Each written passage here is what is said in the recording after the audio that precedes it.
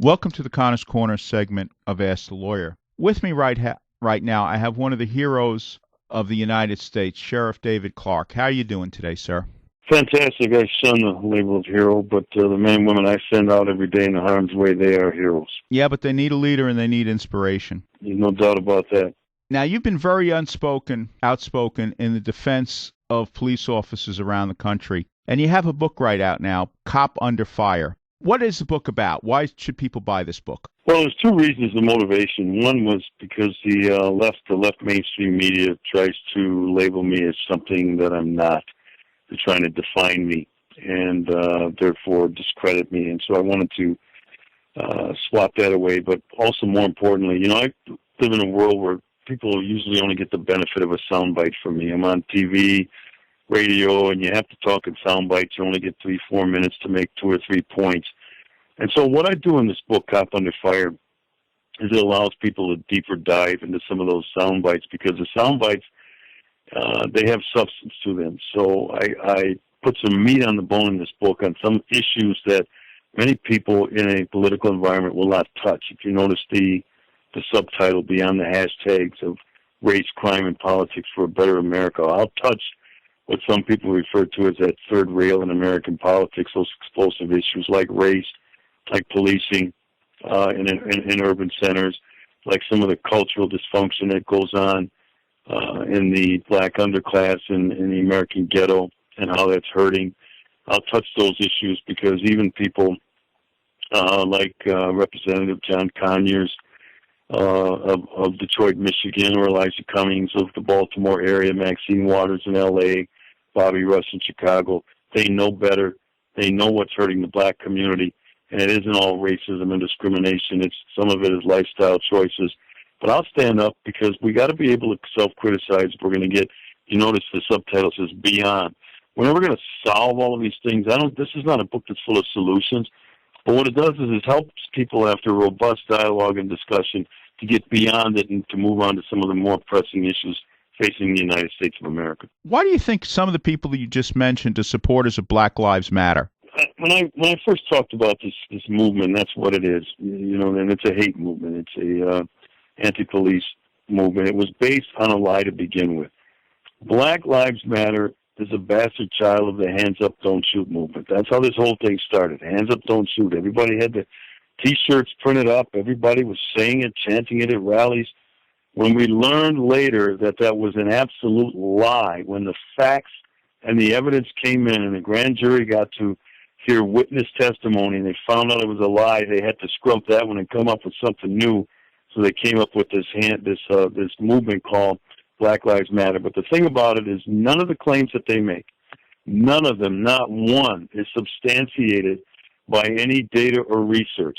And I talk about that, I expand on that in the book. That would be the soundbite you would hear from me on TV, that none of their claims are based on data or research.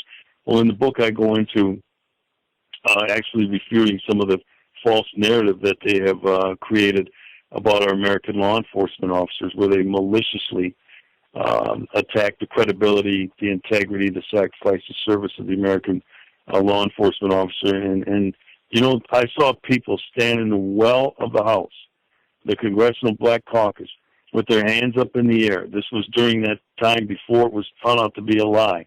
Not one of them came back after that and said, you know what, we were hoodwinked, we were fooled into that, and we apologize. No, they blended into this Black Lives Matter thing, and they just kept on moving forward. And I'm going to continue to present a counter-argument because of the devastation that has caused this profession that I've been a part of, profession of policing that I've been a part of for nearly 4 decades. But what's their motivation? What are they trying to accomplish? It's been hijacked. What they're trying to accomplish is, look, American law enforcement officers on the front lines of the rule of law. The rule of law is the bedrock of our American democracy, of our constitutional republic. An anarchist movement seeped into this thing. This is the mask that they wear. Black Lives Matter. It is an anarchist movement to destroy the rule of law. That is their overall objective. They have weakened the profession of policing to the extent where in many of these urban centers where we now see all of this chaos that they're trying to create in the form of riots and resistance and crime and violence, the American police officers not as assertive as we need them to be to beat this thing back. So their true motivation is to attack the rule of law. But again, this is the mask they wear. Black Lives Matter. This movement does not care about black life, and I talk about it in the book. Not an opinion. Where are they in the city of Chicago where all this carnage is going on? Why are they not protesting in Rahm Emanuel's office, the mayor, and asking him to do something to end this slaughter of good law-abiding black people in the city of Chicago, and not just in Chicago, in other cities where the American ghetto exists? Why aren't these people protesting at abortion clinics where they abort, Planned Parenthood aborts more black babies per year than any other racial demographic? And in 1 year, I believe it was 2012, I could be wrong on the year, more black babies were aborted than born in New York City. That's why I'm unmasking these people. They don't care about black life. They care about politics. They care about political power. They care about the end of this constitutional republic. Now, talking about politics, you've run as a Democrat all those years in Milwaukee, but yet at the same time, you supported Donald Trump in his election campaign. Do you have any comment about what's going on today in Washington? Sure. Well, let me talk a little bit about how I came to be. I'm the product, the son of a mom and dad. I grew up, I was a child in the 60s and then a young, teenager in the 70s. My parents were not politically active, but traditionally voted Democrat. But my parents were Harry Truman Democrats. They were Scoop Jackson Democrats. They were Jack Kennedy Democrats, Bobby Kennedy Democrats. They were not Harry Reid Democrats or Nancy Pelosi. So we were more the moderate. They were more the moderate, reasonable Democrat. Well, that's changed.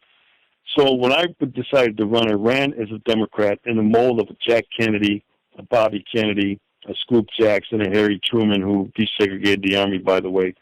And my dad served in that segregated Army. And the Democrat Party is one of abject servility. In other words, they tell you, you will read from our script, we'll tell you how to think, we'll tell you what to say. And I said, no, you won't. No, you won't. I wasn't raised that way, and I'm not going to read from your script. I'm going to think for myself. And that's where the schism created between the Democrat Party locally and me. Now, let me talk briefly about Washington, D.C. I supported Donald Trump because I believed in his message of making America great again. Donald Trump supports the school vouchers. That is the lifeline for kids in the American ghetto, black kids and their parents, to rescue them from that failing school system, to give them a chance at reaching their God-given potential. Education has always been a traditional vehicle to upward mobility in the United States. And in their K-12 urban school system, these kids are being underserved. Donald Trump also talked about kickstarting this local economy. Black people can't find meaningful work in the American ghetto. Donald Trump also talked about the crime and violence in these cities, and he talked about a better quality of life for all Americans. He didn't just say black people, all Americans, but he made it clear that they are being left behind. So when I listened to him, and I got a chance to talk to him several times privately, he talked about border protection. He talked about the need for it. That stuff's right up my alley, and that's why I said at this period in time, we need an outsider in Washington, D.C. to bust up this cartel, and that's what it is, the Washington establishment, and to begin to give the government back to the people. And that was Donald Trump's message. He is going to do this. It's going to be uphill. There's no doubt about that. But I'll tell you what, I told Donald Trump at the time, when I say I support something, I'm all in, and you can believe I'm going to fight for you. And I did fight for him to become the 45th president, but now the fight has to continue with beating back this Washington cartel, draining this swamp, and returning power back to the states. I talk about that in the book with the Article 5 in the Convention of States, and also back to the people. The name of the book, Cop Under Fire, Working Beyond Hashtags of Race, Crime, and Politics for a Better America by Sheriff David Clarke. If you want to get a book where somebody thinks out of the box, buy the book.